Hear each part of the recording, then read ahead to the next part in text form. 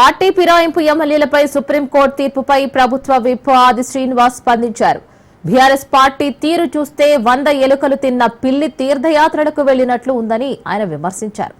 10 ఏళ్లు అధికారంలో ఉన్న బీఆర్ఎస్ 60 మంది ఎమ్మెల్యేలను పార్టీలో చేర్చుకున్నారని కూడా అన్నారు. బీఆర్ఎస్ ప్రజాస్వామ్యాన్ని ఖూనీ చేశారని ఆయన మండిపడ్డారు. శాసనసభలో పార్టీలను విలీనం చేసుకున్నామని గొప్పలు చెప్పుకున్నారని ఆయన ధ్వజమెత్తారు.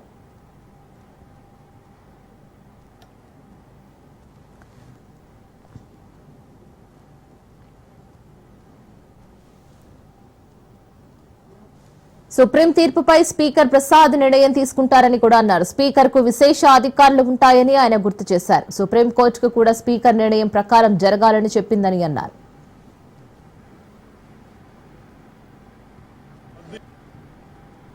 బీఆర్ఎస్ పార్టీ నాయకులు సుప్రీంకోర్టుకు వెళ్లి కొంతమంది శాసనసభ్యుల్ని అనర్హత వేటు వేపించాలని చెప్పని ఓ ప్రచారము అయిపోయింది.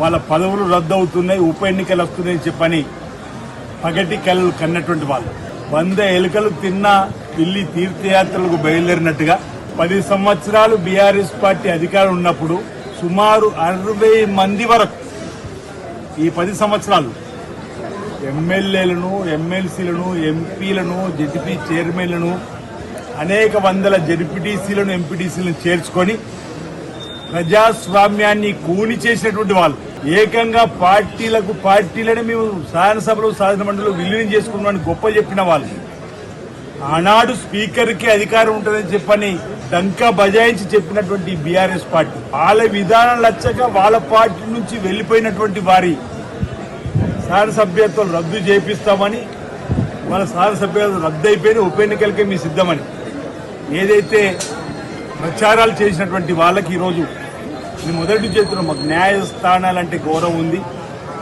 న్యాయస్థానాలు గౌరవిస్తూ ముందుకు పోతామని ఈరోజు సుప్రీంకోర్టు తీర్పు కూడా శాసనసభ్యులకు సంబంధించినటువంటి ఇప్పుడే వార్తలు వింటున్నాం.